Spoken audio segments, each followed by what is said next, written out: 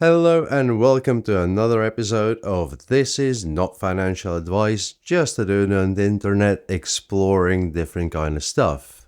How does free Ultra Fast VPN sounds? Sounds good? Well, this one is actually built on Solana network. You need to install the DPIN onto your Chrome browser. It's available on mobile as well. Once you've done it, you're gonna need to sign up via your email address.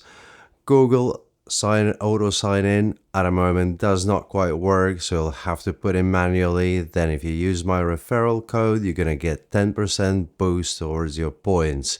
If you stay connected, you're gonna accumulate the points. There are some other tasks to complete for which you can get extra boost for a limited period of time, like 2 times your points for 4 hours or 1.25 for 2 hours and stuff like that. Make sure to explore them. If you do activate these, make sure you stay connected, otherwise you're gonna just waste your boost.